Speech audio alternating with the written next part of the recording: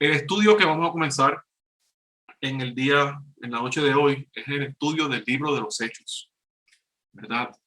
Voy a comenzar, se me encomendó comenzar esta serie de estudios, ¿verdad? Una serie de estudios, y pensé que era muy importante que la iglesia comience entendiendo precisamente sus comienzos, ¿verdad?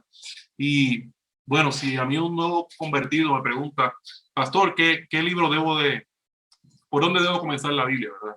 Yo le diría que debería empezar por Lucas y por Hechos, ¿verdad? Porque es los libros que comienzan a tratar con lo que es la iglesia de hoy, ¿verdad? Lo que es los gentiles, lo que es el trato de Dios para nosotros.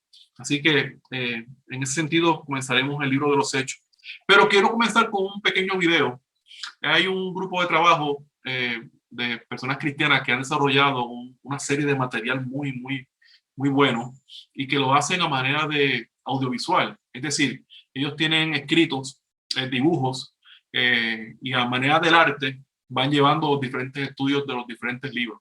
Y es muy bueno, ¿verdad? A pesar de que es animado, el contenido de lo que ellos muestran es muy bueno, muy bueno. Es un material sencillo de entender, pero muy bueno. Así que les invito a que lo hay en inglés y en español. Les invito a que un día lo busquen ahí en YouTube, Bible Project, y van a ver que hay mucho material. Así que quiero comenzar con una introducción con este videito, para entonces poder seguir adelante con lo que va a ser el estudio de hoy. Así que les comparto en breve el video. Vamos a ver. Okay. Uno de los primeros registros acerca de Jesús de Nazaret, su vida, muerte y resurrección, fue escrito por un hombre llamado Lucas. Lo conocemos como el Evangelio de Lucas, pero Lucas continuó la historia en un segundo volumen, Llamado el Libro de los Hechos. Y se trata de lo que Jesús continúa haciendo después de su resurrección. Hechos comienza con los discípulos, que están pasando un tiempo con Jesús, quien acaba de volver a la vida. Esto es increíble de imaginar. Luego, durante semanas, el Jesús resucitado continuó enseñándoles acerca de su reino invertido, la nueva creación que él inauguró a través de su muerte y resurrección. Esto es emocionante, y los discípulos están listos para ir y decírselo al mundo. Pero luego, Jesús les dice que esperen y permanezcan en Jerusalén hasta que reciban una nueva clase de poder para ser testigos fieles de Jesús y su reino. Luego les dice que su misión comenzará en Jerusalén, a continuación hacia Judea y Samaria, y de ahí a las naciones. Es como un mapa para todo el libro de Hechos. Luego, los discípulos vieron a Jesús en su trono como el rey de toda la creación. Así que los discípulos están esperando, preguntándose cuándo vendría este poder. Y luego viene el tiempo del Pentecostés. A lo dejamos porque ya Pentecostés lo vamos a tomar otro día. Pero quería que vieran, ¿verdad? Esta introducción, ¿verdad? Que visualmente nos da una perspectiva. Me gusta mucho la animación de estos videos, y obviamente el contenido de ellos es excelente. Así que el libro de Hechos es un libro muy interesante. Ustedes lo van a ver, lo vamos a compartir juntos. Claro que esto es un estudio, y pretendo yo que en medio de estudio hayan preguntas que puedan ser aclaradas, hayan aportaciones, ¿verdad? Porque reconozco que entre nosotros hay gente de muchos años en el Evangelio, ¿verdad? Que tiene mucho que aportar. Así que aportamos y hacemos, ¿verdad? Es más entretenido este estudio, así que les invito a que si tienen una pregunta, ¿verdad? Ahí escriban en el chat. Pastora Rosalind está por ahí al lado mío, pendiente a los chats y a todo ¿verdad? El asunto del Zoom. Y entonces lo interrumpimos y aclaramos dudas si hay que hacerlo. Y aportaciones también son bienvenidas. Amén. Bueno, pues el libro de los Hechos de los Apóstoles. Comenzamos hablando de que por qué debemos estudiar este libro. Y bueno, hay muchas razones, ya yo he adelantado algunas de ellas, pero es que aquí comienza lo que es el estudio de la iglesia primitiva. Verdaderamente ustedes van a ver en el libro de los Hechos cuál era el diseño que Dios pensó, soñó y dio instrucción para que la iglesia fuera levantada. La iglesia, que no era otra cosa, ¿verdad? Que las personas que iban a compartir las buenas nuevas del Evangelio del Señor. Así que en ese sentido, la iglesia primitiva toma aquí todo el desarrollo, todo el comienzo de la iglesia primitiva, lo vamos a ver en este libro. Y se sorprenderán cuando vean que muchas de estas instrucciones y muchas de las maneras de hacer el evangelismo en este tiempo siguen siendo pertinentes en el día de hoy, 2000 y pico de años después, ¿verdad? Sigue teniendo pertinencia. Así que el libro debemos de estudiarlo porque primero diseña lo que es la iglesia primitiva. Segundo, porque está dirigido precisamente al pueblo gentil, a nosotros, ¿verdad? Aquellos que por su gracia pudimos ser extendidos, ¿verdad? Él extendió su misericordia para con nosotros. No estaba diseñado la venida de Jesús necesariamente para los gentiles, sino para su pueblo. A los de él vino y los de él le rechazaron. Pero hubo un pueblo gentil que estuvo dispuesto a escuchar su mensaje. Por ellos y por la misericordia de Jesús es que estamos hoy teniendo la oportunidad de poder estudiar este libro tan maravilloso.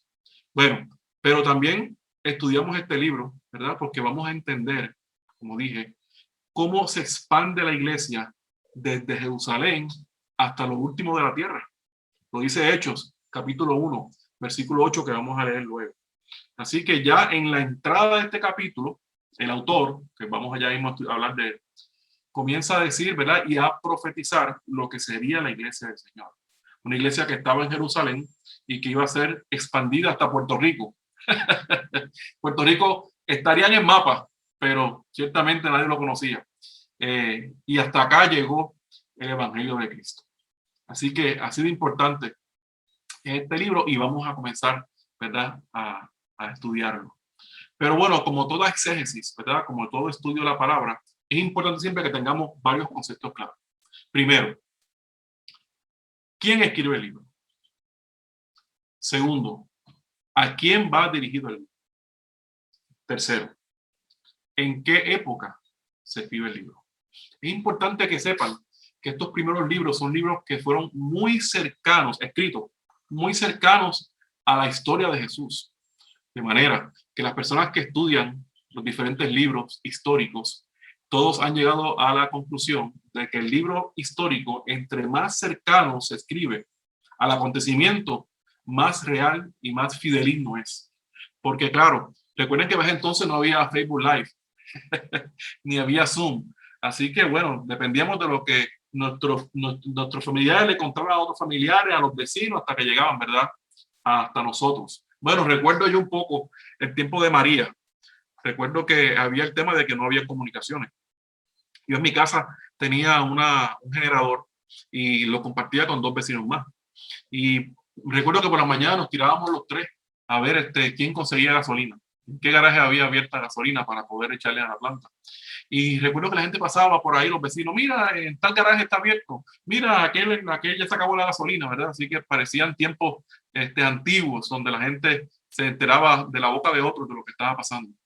Eso mismo pasó aquí en el libro de los Hechos, Lucas. Ahora bien, Lucas es un personaje en sí mismo muy, pero que muy importante, particularmente para nosotros. ¿Por qué? ¿Por qué Lucas es tan importante? Bueno, para empezar, Lucas es el único escritor del Nuevo Testamento que no era judío. Es decir, no tenía en su cultura ni en sus enseñanzas lo que era la historia judía. No conocía el Pentateuco, o por lo menos no lo estudiaban. No conocía las diferentes fiestas judías. No conocía la historia del pueblo de Israel, ¿verdad? Porque no era parte de él. Era un gentil. Entonces ya eso comienza, porque es que Dios es un Dios de tanto detalle. Esto pudo haberlo escrito cualquiera, pero cuando Dios quiso que alguien escribiese el libro que hablaba de la iglesia gentil, él se encargó de que fuera un gentil que lo escribiera. Y claro, Lucas, se dice la historia, ¿verdad?, que Lucas era médico de profesión. Esto es lo que conocemos de Lucas. Que era gentil, que era un médico de profesión, ¿verdad?, que era un discípulo, o mejor dicho, el discípulo más allegado a Pablo. Entonces él recoge las experiencias que conoció y que escuchó y que no necesariamente vio. Él no era uno de los 12, pero estaba ahí muy cerca de la historia de Jesús. Era contemporáneo con lo que estaba pasando. Así que sabía de primera mano todo lo que ocurría. Y claro, estaba citando y aprendiendo de Pablo la historia que estaba escribiendo. Así que ya resulta interesante, ¿verdad? Saber, por ejemplo, que era un gentil. Segundo, que era el único escritor del Nuevo Testamento que claramente se identifica como no judío, ¿verdad? Y que era el discípulo de Pablo. Así que ese es el contexto del escritor, de Lucas. Entonces, lo próximo que queremos saber sobre este libro. Pregunta hasta aquí. Entonces, ¿cuándo y dónde se escribe el libro de los Hechos? Así que sabemos, por ejemplo, que el libro de los Hechos es lo que viene siendo la segunda parte del Evangelio de Lucas. Es decir, es el segundo libro que escribe Lucas. Y tiene que haber sido escrito muy probablemente en la segunda mitad del siglo I. Así que vamos hablando de 40 y pico, 50 años, ¿verdad? Y también sabemos, lo que no sabemos es dónde se escribió el libro. Eso no lo revela la palabra. Hay mucha gente que dice que se escribió en algunas de las cárceles en donde estaba Pablo y que entonces él, Lucas, podía recoger la historia. Pero eso no se sabe a ciencia cierta. Ahora bien, la otra pregunta que nos tenemos que hacer es, ¿para quién y por qué se escribió el libro? ¿Para quién y por qué se escribió el libro? Bueno, el libro está dedicado, ¿verdad?, a un hombre llamado Teófilo.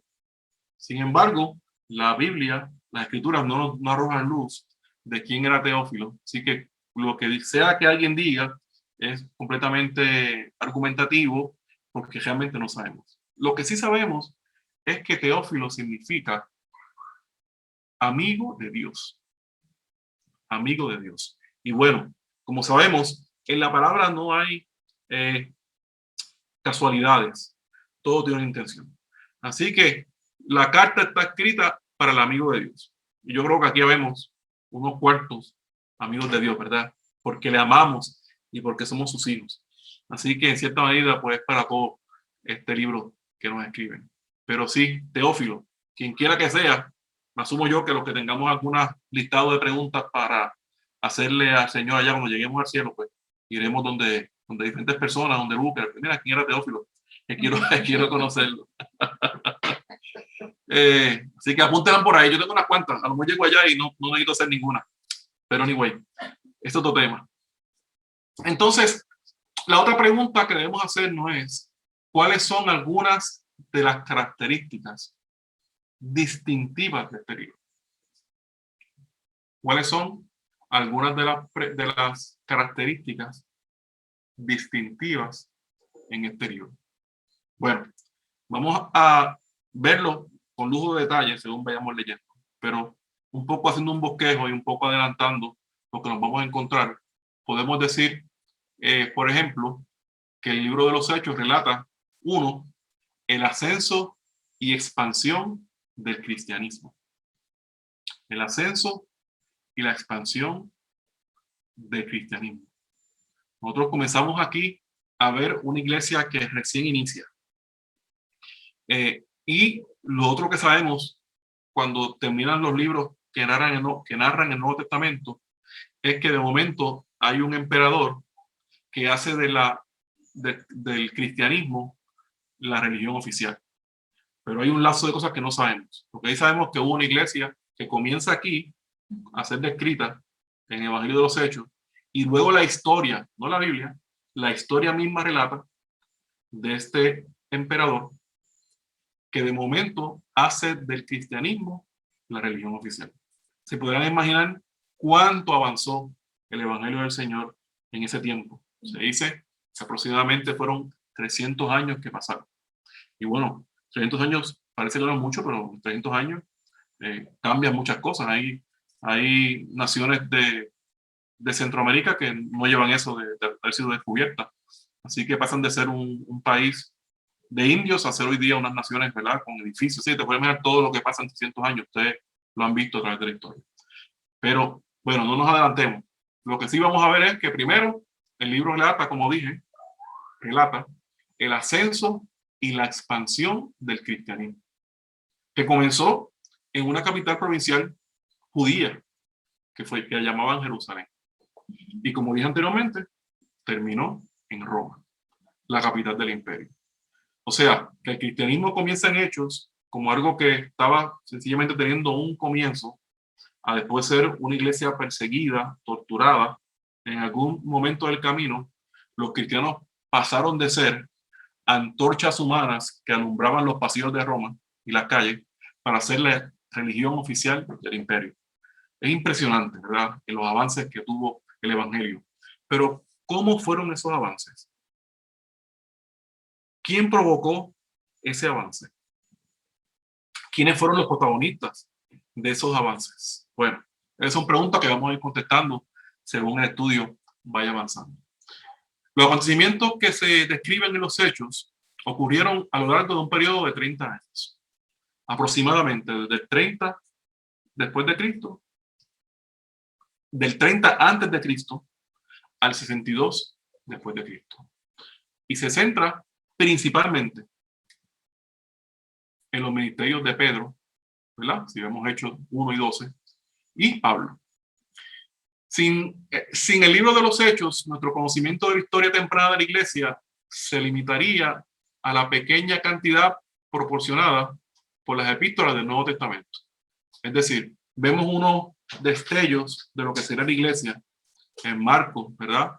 En los primeros 4 evangelios, Mateo, y vemos el levantarse de Jesús, vemos el desarrollo de él, y comenzamos a ver, ¿verdad?, unos destellos de lo que será la iglesia. Pero es este libro quien nos narra, ¿verdad?, el nacimiento, desarrollo de la iglesia primitiva que hoy día practicamos, ¿verdad?, y hoy día podemos promulgar.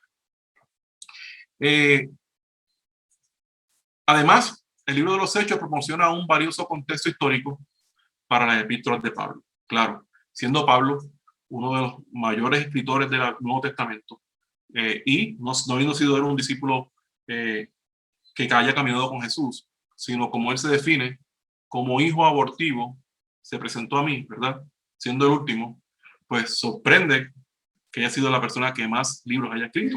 Pero tengamos en cuenta que el Nuevo Testamento es el diseño de lo que sería la iglesia de Cristo por los gentiles. Así que toma otra dinámica el plan de Dios para con el mundo, y habiendo sido el deseo del Señor, ¿verdad?, venir a los suyos, como dije anteriormente, al pueblo judío, encontró otra gente con sed y obviamente fue y le dio agua. Vemos el caso de la samaritana, ¿verdad? Y le dijo: el que beba de mí no tendrá sed jamás. Ese texto, que es un texto que en sí mismo levanta otro estudio completo, pero es el comienzo de lo que sería la misericordia de Dios para el pueblo gente. Hasta aquí. Preguntas, comentarios. Mira que me siento aquí como que no escucho a nadie, porque no sé. Pongan aunque sea un poquillo que se escuche. Aleluya. Pero si no hay preguntas, seguimos. Pero quiero estar, ¿verdad?, darle esa oportunidad para que puedan preguntar o aportar algo, ¿verdad? No, estamos bien. Ok. Gloria a Dios. Entonces, un bosquejo más o menos de lo que es los capítulos de los libros de los Hechos. Va a ser más o menos así para irlo adelantando y que lo puedan tener, ¿verdad?, ahí como referencia a lo que vamos a ir alcanzando. Por ejemplo, Hechos 1 y 2, ¿verdad? Vamos a ver en síntesis a Jesucristo ministrando a sus discípulos durante 40 días después de su resurrección. Y luego veremos la ascensión al cielo. También vamos a ver en esos primeros 2 capítulos que por inspiración los apóstoles llaman a Matías para llenar la vacante en el quórum de los 12 apóstoles. Saben que ya para entonces Judas, ¿verdad?, ya no era uno de los apóstoles. De hecho, es revelado su destino en este libro, cómo terminó la vida de Judas. Y había esa vacante. El Espíritu Santo se derrama en el día de Pentecostés, uno de los eventos más narrados cuando hablamos de los libros de los Hechos. Y Pedro testifica del Salvador y de Salvador resucitado. Y cerca de 3,000 personas se convierten. Así que son eventos bien particulares porque, bueno, luego vamos a ver que Jesús encomienda a los discípulos algo, pero también los llena de poder y les dice que en su nombre harían cosas mayores. Y aquí vemos uno de esos ejemplos. 3,000 personas fueron, ¿verdad?, convertidas ahí tempranito en el libro 1 y 2 de los Hechos. Ya cuando vayamos al libro, a los capítulos 3 al 8, y esto de nuevo como un bosquejo de adelanto de lo que vamos a ir estudiando, vamos a ver que Pedro y Juan sanan a un hombre que ha estado cojo desde que nació. Y esto es interesante porque se comienzan a ver los milagros por parte de los discípulos. Aquellos que le preguntaban a Jesús, yo no sé cómo que tú lo haces, yo no lo hago. Y yo, bueno, porque están faltos de fe. Pero esto ya comienza entonces ahora a tener una experiencia diferente. Claro, ya aquí había ocurrido la llenura del Espíritu Santo. Y ellos son arrestados por predicar y sanar al hombre y sanar en el nombre de Jesucristo. Pero eventualmente son liberados de prisión. Entonces ya vamos a ir viendo en estos primeros del 3 al 8 capítulos, la persecución ya directamente de los discípulos. Claro, había habido una persecución de Jesucristo como figura principal antes del libro de los Hechos, que había terminado, como todos sabemos, en su crucifixión. Y Roma había pensado que había resuelto el problema. Sin embargo, estaban muy lejos de la realidad. Jesucristo resucitó el tercer día y se mostró a estos hombres, a estos discípulos y a los demás discípulos que habían resucitado. Y no conforme con eso, luego envió al Espíritu Santo para que estuviese con ellos. Pero bueno, eso lo vamos a seguir estudiando poco a poco. Pero en estos capítulos del 3 al 8, también vamos a ver, además de que son arrestados y finalmente liberados, vamos a ver que los apóstoles llaman a 7 hombres para que los ayuden en su ministerio. Y uno de estos hombres es Esteban. Y ustedes saben, todos hemos escuchado de la vida de Esteban, pero de hecho nos lo va a presentar más claramente. Esteban testifica ante el concilio de judíos, sin temor, lleno de poder del Señor, y paga con su vida ese enfrentamiento. Y también vamos a hablar un poco de Felipe en estos capítulos 3 al 8, que predica por toda Samaria. Ya en Hechos 9 al 12, vamos a ver ya a Saulo convertirse. Así que comienza Lucas a describir la historia de Saulo. De primera mano, estaba con él. No se lo contó nadie, ¿saben? Nadie que no fuera el propio Pablo. En ese momento, Saulo. Cuando se convierte y el comienzo de su ministerio. Mediante una visión que todos sabemos, ¿verdad? La visión que tuvo. Así que de ese Hechos 9 y 12 vamos a estudiar bastante de cómo se desenvolvió esos primeros pasos de Saulo, ¿verdad?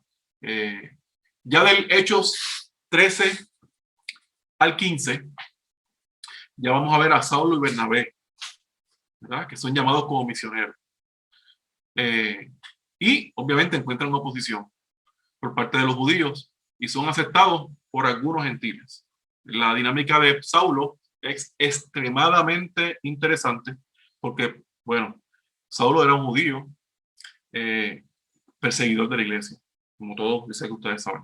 Pero Hechos nos presenta la historia completa, la vamos a estudiar y vamos a repasarla para que tengamos claro, ¿verdad?, esta historia tan importante, porque la vida de Saulo es muy interesante y es un ejemplo que luego todos los demás gentiles iban a querer seguir por lo que pasó, por donde Dios desde que tuvo el encuentro con el Señor, de quien era antes, hasta que tuvo el encuentro con el Señor, hasta finalmente haber pagado el precio más alto que se puede pagar por seguir a Jesucristo, que es su vida. Así que los líderes de la iglesia se reúnen en Jerusalén y determinan que los conversos gentiles no deben ser circuncidados. Y esto es muy interesante porque comienza el choque entre el judaísmo y lo que es, ¿verdad?, los gentiles. Como lo más normal era entender que los judíos, bueno, para empezar, los judíos entendieron la dinámica de los gentiles porque Jesús se les explicó, los que estaban cerca. Pero no entendían cómo era posible que el libertador de los judíos fuera a liberar a los gentiles. Eso no era algo que estaba ni remotamente en su mente. Sin embargo, eso ocurre pero comienzan a haber choques. ¿Qué hacemos con este? Está bien, pues vamos a aceptar al pueblo gentil como pueblo de Dios porque Jesús nos lo enseñó. Pero entonces vamos a judaizarlo. Vamos entonces a ponerle nuestras reglas. Y ahí comienza un choque de visiones, ¿verdad? Donde Pablo tiene una importancia grandísima porque él ve la revelación de Jesucristo para los gentiles.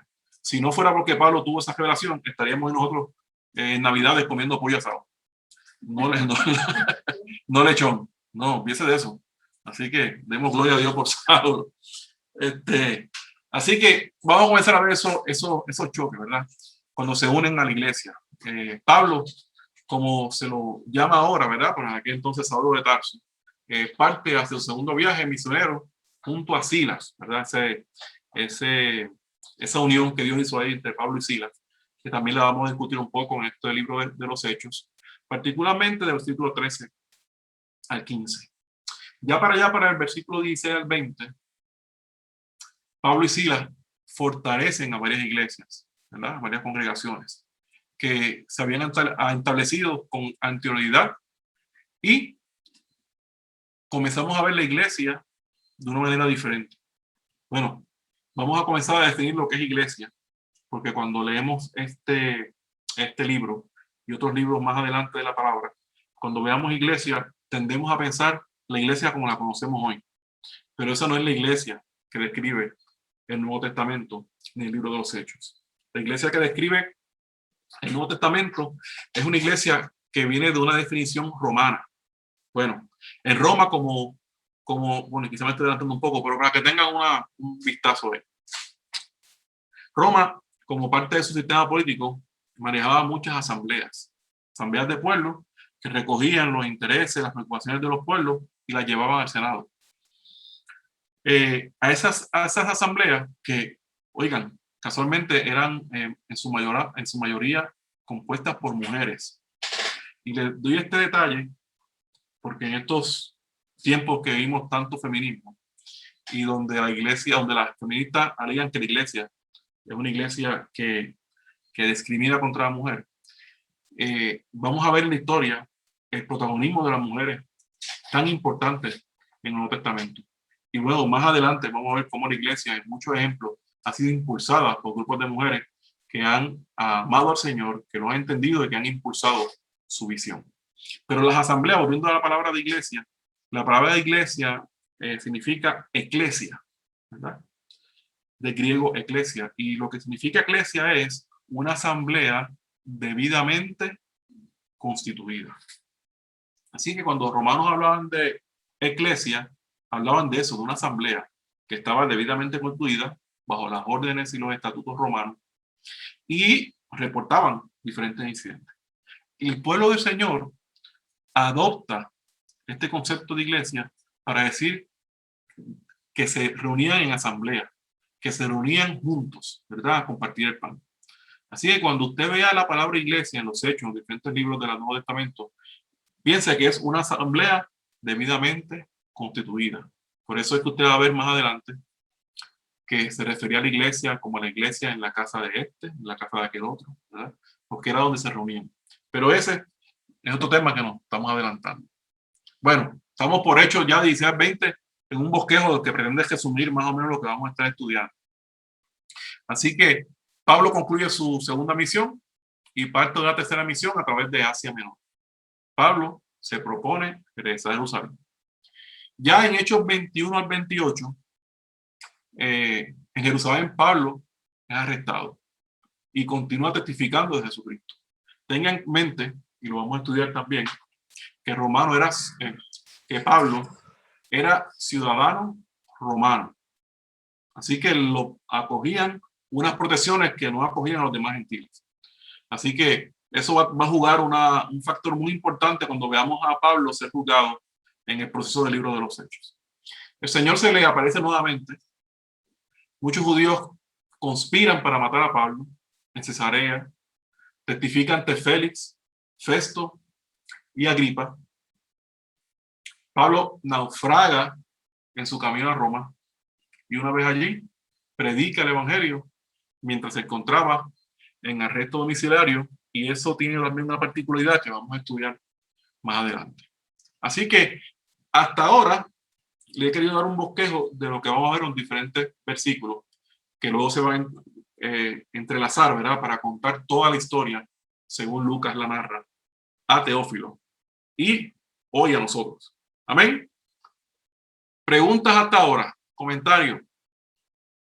¿Cómo andamos? ¿Bien? Ok. Bueno, pues entonces vamos a entrar entonces ya al capítulo 1 y vamos a leer por lo menos del 1 al 8. Y aquí sí quisiera que alguien me ayudara a leer, ¿verdad? Para yo poder cogerme un brequecito aquí y tomarlo. Amén, gloria a Dios. Del 1 al 8. Sí, capítulo 1, versículo del 1 al 8. La promesa del Espíritu Santo. Teófilo, en mi primer libro te relaté todo lo que Jesús comenzó a hacer y a enseñar hasta el día que fue llevado al cielo. Después de haberle dado a sus apóstoles escogidos instrucciones adicionales por medio del Espíritu Santo. Durante los 40 días después de que sufrió y murió, Cristo se apareció varias veces a los apóstoles y les demostró con muchas pruebas convincentes que él realmente estaba vivo y les habló del reino de Dios. Una vez, mientras comía con ellos, les ordenó: no se vayan de Jerusalén hasta que el Padre les envíe el regalo que les prometió, tal como les dije antes. Juan bautizaba con agua, pero en unos cuantos días ustedes serán bautizados con el Espíritu Santo. Así que mientras los apóstoles estaban con Jesús, le preguntaron con insistencia: Señor, ¿ha llegado ya el tiempo de que liberes a Israel y restaures nuestro reino? Él les contestó: solo el Padre tiene la autoridad para fijar esas fechas y tiempos, y a ustedes no les corresponde saberlo. Pero recibirán poder cuando el Espíritu Santo descienda sobre ustedes, y serán mis testigos y le hablarán a la gente acerca de mí en todas las partes, en Jerusalén, por toda Judea, en Samaria y hasta los lugares más lejanos de la tierra. Amén. Gloria a Dios.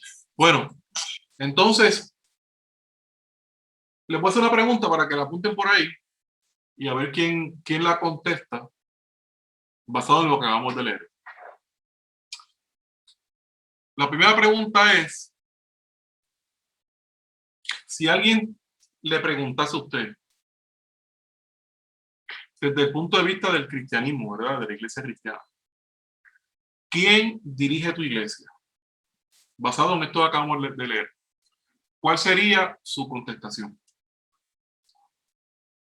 Si alguien nos pregunta, basado en estos primeros versículos del capítulo 1 del libro de los Hechos, ¿quién dirige tu iglesia? ¿Cuál sería tu contestación? Entonces, usted va a escoger de esos primeros versículos una verdad que pueda ayudar a responder esa pregunta. A lo mejor hay algunos que ya de entrada lo saben, pero les voy a dar ahí un minuto para que lo repasen nuevamente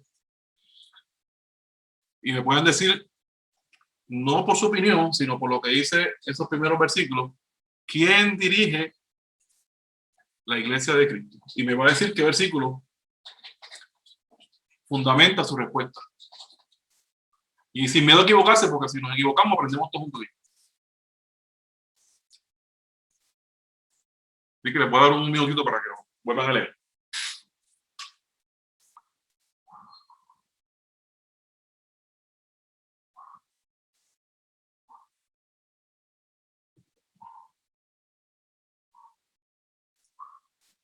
Cristo. ¿Qué texto tú usarías para decir que es Cristo?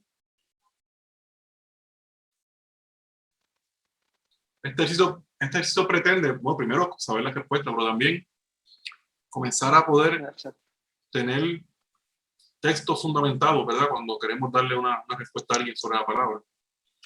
Y es parte de este ejercicio, pero obviamente también aprender, ¿verdad? Obviamente. Pero en el supuesto de que quien diga, que alguien pregunte quién dirige tu iglesia, en el contexto de estos primeros versículos, ¿cuál sería la respuesta? Pastor, nosotros no creemos que era Jesús en ese momento, porque todavía en ese momento él estaba instruyendo sus apóstoles, los 11 apóstoles que tenía.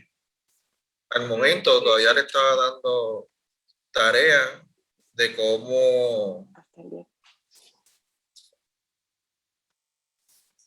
lo que deben hacer, de lo que deben hacer, y recibir instrucciones a través del Espíritu Santo. Y entre el 4 y el 8 hay palabra de Dios a través de Jesús. Dice el 4, cuando todavía estaban con los apóstoles, Jesús les advirtió que no debían irse a Jerusalén, ¿no? Ciertamente ahí hay un consejo. Sin embargo, la respuesta que andamos buscando hoy, basado en el estudio. Yo digo que es el Espíritu Santo. Ajá. ¿Por qué? Yo digo que es el Espíritu Santo porque es el que va a estar en la tierra con nosotros. Y dice aquí, pero en el 8 dice, pero recibirán por poder cuando el Espíritu Santo descienda sobre ustedes. Por eso yo digo que es el Espíritu Santo. Sí. Pues yo. Pero el 2, el versículo 2. El 2, ajá. Que dice, hasta el día que fue recibido arriba, después de haber dado mandamiento por el Espíritu Santo a los apóstoles que había escogido. O sea que esa fue la persona que siempre ha estado, que hasta ha guiado a Jesús. Sí. Esa es la persona que ha estado siempre Amén. Bregando con los seres humanos. Amén. Fíjate que el detalle estaba en la pregunta. ¿Quién dirige tu iglesia? ¿Ves? Es la iglesia de nosotros hoy, ¿no? Y entonces, ciertamente Jesús está dando instrucciones todavía. Hay fundamento para pensar que era Jesús. Mas, sin embargo, quien daba dirección en ese momento, porque dice, precisamente en ese versículo, dice, hasta el día que subió en el cielo, antes de irse, por medio del Espíritu Santo, dio instrucciones. Así que quien da instrucciones dirige. Así que está el Espíritu Santo ahí, ¿verdad? Dando esas instrucciones de lo que habría de suceder, ¿verdad? Y ciertamente el otro texto que habló Mari, ¿verdad? Que era el 8, ¿verdad? Pero cuando el Espíritu Santo venga sobre ustedes, recibirán poder y saldrán a dar testimonio. Sigue habiendo un mensaje de dirección, ¿viste? Cuando llegue el Espíritu Santo, ¿verdad? Recibirán poder y entonces saldrán. Así que hay una dirección. Así que sí, entiendo la posición de los muchachos, de Ángel y Chalimar, pero la realidad es que quien dirige nuestra iglesia es el Espíritu Santo de Dios, ¿verdad? Yo entendí eso. No es el Papa. Sí, eso no es fue porque... Era una pregunta cachi, ¿sabes? Era media cachi. Sí. Pero sí, mira, nosotros respondimos como que pensando en la iglesia en ese momento. No entendimos la pregunta que es la de nosotros. Y yo dije, si alguien se acerca, dice, ¿quién dirige tu iglesia? ¿Ves? Claro. Pero bueno, la gente va a decir, sí, esa es la intención. Hoy en día la gente, tú le preguntas eso a alguien y va a decir, pues el pastor, mi pastor. Sí. O el papa, o el cura. Claro. Sí. Pero de esas dos conversaciones, la peor era el papa.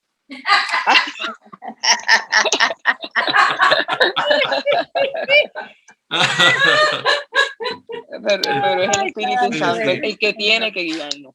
Sí, amén. Bueno, miren, hablando un poco de eso, y si nosotros saben que siempre permea en nuestra actitud de un respeto hacia nuestros hermanos católicos. Pero abundando un poco de ese tema en particular, saliendo un poco, haciendo una paréntesis. La Iglesia Católica cree que el Papa es el vicario de Cristo en la tierra. Un poco viene a sustituir la función del Espíritu Santo para encarnarse en él y poder darle dirección a la Iglesia del Señor a través del Papa. ¿Qué ocurre? Que si eso es así, el Papa no se equivoca, porque es Cristo hablando por él. Y en estos días, algunos meses atrás, salió unas noticias, ¿verdad? Un reporte de una entrevista que le hizo hace unos años atrás un reportero a, ¿cómo se llama él? No es Benedicto, es a Francisco, donde le pedía su opinión con relación a los homosexuales y su posibilidad de la eternidad con Cristo, ¿verdad? Y él un poco dejó entrever que la iglesia lo tenía que aceptar y que solamente, ¿verdad? Que solamente Dios sabía si iban a ser aceptados. Claro, eso es un choque frontal con lo que dice la palabra, y los obispos principales tuvieron que no se obligar, pero tuvieron que convencer al Papa de rectificar esa posición, porque era una posición contraria a la palabra. Entonces, el Papa salió y aclaró eso. ¿Qué ocurre? Que eso no se habla mucho, pero hay un choque tremendo, porque esa acción de Francisco chocó con un canon y un apostolado de la Iglesia Católica terrible, y es que él es vicario. El vicario no se equivoca. Así que o se equivocó o no es vicario, ¿verdad? Así que eso pasa cuando nos atribuimos el hombre dirección de algo que no es nuestro, ¿verdad? La iglesia es la novia de Cristo. Evidentemente los pastores tenemos una responsabilidad para con la novia, que es una responsabilidad que quien anhele a tenerla, quien anhele ser pastor, ¿verdad? Por un deseo de serlo, es por una de dos razones, a mi desde mi perspectiva. Una, porque tiene una profunda convicción de lo que el Señor quiere hacer en su vida, o una profunda ignorancia de lo que significa ser pastor, ¿verdad? Porque nada más y nada menos que tú estás tratando con la novia de Cristo. Entonces, imagínate tú qué clase de responsabilidad. Bueno, ese es otro tema. Gracias a Dios que la dirige el Espíritu Santo, y que todos somos siervos inútiles en sus manos, que pertenecemos a un cuerpo, y que todos andando en unánime juntos podemos alcanzar la meta que el Señor nos ha puesto. Así que sí, es el Espíritu Santo. Bueno, son las 8:20. Vamos rápido. Preguntas hasta aquí, algo que quieran aportar, que quieran preguntar, por favor. ¿Cómo andamos? ¿Bien? Sí, bien. Ok. Bien. Okay, gloria a Dios. Pues entonces, cerramos el paréntesis del Papa y seguimos acá, porque yo no fui quien lo traje, que conste. Pero bueno. Mea culpa. No, pero está bien, sirvió un propósito, gloria a Dios. Entonces, bueno, vamos acá. Ok. El libro de los Hechos, se dice el libro de los Hechos, ¿verdad? Es que se repite, pero ese no es el nombre completo. ¿Cuál es el nombre completo? Hechos de los Apóstoles. Hechos de los Apóstoles, ¿verdad? Entonces es un nombre bien curioso. Saben que ese libro por mucho tiempo se contendió, se debía haber sido cambiado, ¿verdad? Al libro de los Hechos de Jesucristo, ¿verdad? Bueno, porque en esencia el libro va a recoger, y lo vimos un poco en el bosquejo, lo que es la instrucción de Jesús para la iglesia.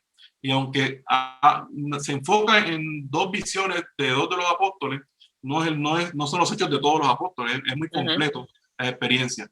Pero se retuvo ese título porque en esencia fue el libro que el autor le puso. Y bueno, creemos que la palabra es inspirada y no se equivoca Dios, ¿verdad? No tiene ups. Él tiene un plan perfecto, ¿verdad? Y hace las cosas porque entiende que hay un plan con ellos. Así que, de hecho, vamos acá. Ya aquí en el 1 y el 2, ¿verdad? Dice, en mi primer libro, y vamos entonces ya a ir leyendo un poco el texto para ir terminando ya hoy, pero para repasarlo completo. En mi primer libro, habla Lucas, y se refiere al libro de Lucas. Excelentísimo Teófilo, ¿verdad? De ahí que tiene que haber sido una persona, porque está dando unas características a esa persona. Y no, hay quien dice que era a los amigos de Dios, ¿verdad? Pero eso es estirar un poco la dinámica. Yo creo que había una persona y que ya sabremos. Acuérdense tener el listadito de preguntas para allá cuando lleguemos al cielo. Escribí acerca de todo lo que Jesús había hecho y enseñado desde el principio y hasta el día en que subió al cielo. Antes de irse, por medio del Espíritu Santo, dio instrucciones a los apóstoles que habían escogido respecto a lo que deberían hacer. Así que ya un poco, él está diciendo al lector, que en este caso es Teófilo, pero hoy somos nosotros. Procura leerte primero, porque también está interesante. Léete el primer libro y ve lo que narré allá, ¿verdad? que narré de lo que había hecho Jesús, de lo que había enseñado, ¿verdad? Y hasta el día que subió al cielo. Así que es un resumen bastante completo en Lucas, en ese primer libro. Y obviamente habla de antes de irse y por medio del Espíritu Santo, ¿verdad? Ya dijimos, dio instrucciones a los apóstoles que habían escogido respecto a lo que debían hacer. Interesante. Cuando se está escribiendo este libro, ¿verdad? La revelación del Espíritu Santo, cuando este hecho en particular no había sido manifiesta. Pero ellos sabían que estaba el Espíritu Santo en acción. Lo saben después, porque ya cuando Lucas escribe este libro, ya había habido la experiencia del Espíritu Santo, porque él narra el día de Pentecostés. Así que pareciera que cuando en cronología como que no cuadra, cómo es que Lucas está hablando del Espíritu Santo si no había ocurrido, pero es que ya, obviamente, en la narración no está escrito, pero ya sucedió, ya él lo experimentó, ya él lo vio. Y después de muerto se le presentó en persona, dando así claras pruebas de que estaba vivo, ¿verdad? Importante eso, porque cuando se habla de que se quiere atacar a la persona de Jesucristo resucitado como un invento que jugaron el cadáver de donde estaba, que lo escondieron, todo ese tipo de cosas, hay testimonios, ¿verdad? Y este libro, como dije anteriormente, está escrito entre el 40 y 50 después de Cristo, así que es un libro que recoge testimonios del momento. ¿Sabe? Ese libro recoge testimonios de personas que no es que le contaron, sino que estuvieron allí cuando Jesús ascendió al cielo. Por eso es que este libro se le da tanta, dentro del contexto histórico de cómo se estudian los libros, ¿verdad? Se le da tanta credibilidad porque vieron testigos, precisamente, para una redundancia, que vieron lo que sucedió y lo narraron. Así que no es que esto pasó 1000 años después, ¿verdad? Se recogen anécdotas, no, son testimonios. Y el testigo es aquel que vio y puede testificar, como dice en el tribunal, de personal y propio conocimiento. Amén. Dice, y después muerto se le presentó a personas. Okay. Durante 40 días se dejó ver de ellos y les estuvo hablando del reino de Dios. Cuando todavía estaban con los apóstoles, Jesús les advirtió que no debían irse de Jerusalén, ¿verdad? Ajá. Les dijo, esperen a que se cumpla la promesa que mi Padre les hizo, de la cual yo les hablé. Es cierto que Juan bautizó con agua, pero dentro de pocos días ustedes serán bautizados con el Espíritu Santo. Y ellos estaban escuchando eso, pero no entendían. La experiencia del Espíritu Santo es muy difícil de explicar si no se experimenta. Por eso es que más adelante la Biblia nos motiva a que lo anhelemos, a que anhelemos la experiencia con el Espíritu Santo, ¿verdad? Porque no hay manera, mire, ustedes, si de los que llegamos a la iglesia, ¿verdad? Sin tener una experiencia con Jesús, hay algunos que aquí que desde pequeños están criados en el Evangelio, pero para aquellos que llegamos ya agolpeados y comenzamos a ver a la gente hacer cosas y hablarle en lengua, y decir, ¿qué es esto? ¿Dónde yo me he metido, verdad? No había manera de explicar eso. Yo me decía, bueno, ese Espíritu Santo, yo no lo pude entender hasta que lo experimenté. Y así estaban los discípulos en ese momento, ¿verdad? Bueno, está bien, viene el Espíritu Santo, lo estoy anhelando, lo quiero, porque es que nos viene a fortalecer. De hecho, estaban aguantados, estaban locos por salir a predicar el Evangelio y la intención era no te muevas hasta que llegue el Espíritu Santo. Así que había esa expectativa, aunque no había entendimiento. Amén. Así que es cierto, ¿verdad? Que no. El 6. Los que estaban reunidos con Jesús le preguntaron, Señor, ¿vas a restablecer este momento el reino de Israel? Estos cabezones todavía estaban esperando al Jesús que venía a hacer vieja, ¿sabes? A conquistar. Pero bueno, yo no lo juzgo porque acá todavía vemos otros cabezones que no entendemos ciertas cosas, ¿verdad? Pero todavía están esperando a que Dios haga resucitado y dirá, bueno, ¿ahora qué? Vamos a entrar, vamos a gobernar aquí ahora nosotros y vamos a destronar al César y vamos a hacer del cristianismo la religión oficial. Pero ese no era el mensaje. Pero no se puede juzgar. Primero porque, ¿verdad? Todos tenemos nuestras debilidades y nuestras situaciones, pero porque todavía no he recibido que el Espíritu Santo. El Espíritu Santo, que era el que habría de darle, ¿verdad? Entendimiento y convencimiento de las cosas que habrían de venir. Así que ante esa pregunta, Jesús no les dijo, ay, ustedes, generación de víboras, no le dijo eso. Les dijo, no les corresponde a ustedes conocer el día o el momento de que el Padre ha fijado con su propia autoridad. Pero cuando el Espíritu Santo venga sobre ustedes, recibirán poder y saldrán a dar testimonio de mí en Jerusalén, en toda la región de Judea, en Samaria y hasta las partes, dice esta versión, y hasta las partes más lejanas de la tierra. ¿Le gusta este texto? Aleluya. Dicho esto, mientras ellos estaban mirando, Jesús fue levantado de la nube, lo envolvió y no lo volvieron a ver. Bueno, vamos a dejarlo hasta ahí por hoy. Tienen asignación de leer los próximos 2 capítulos por lo menos para saber dónde vamos a llegar, y ya para tener la ventaja del próximo estudio, pues ustedes lo hayan repasado. Sé que lo hemos leído en algún momento dado, pero podamos entonces ir sobre cada versículo y unas ideas centrales que queremos discutir. ¿Qué les parece? Muy bueno. Bueno. Muy amén. bueno, tremendo. Pues gloria a Dios. Bueno, tienen 2 asignaciones. Gracias, Dios lo bendiga. Amén. No se vaya todavía, que le voy a asignación. Otra más. Mamá, otra más. Otra más, sí, mira. La primera, 2. La primera, rieguen la voz de que estamos reuniendo los jueves para hacer estudios. Te invita un amigo. Mira, tú quieres coger la palabra, vente para que escuches esto. Pues, si no quieres ir a la iglesia, no vaya. Pero vente, conéctate para que veas el estudio. Ajá. Y otra asignación es que este estudio lo grabamos. Así que después se lo vamos a enviar para que ustedes lo puedan compartir también con otras personas, ¿verdad? Y así podamos llevar de alguna manera adicional la palabra del Señor. ¿Qué les parece? Bien. Amén. Muy bueno. Vamos a orar, Pastora Susi.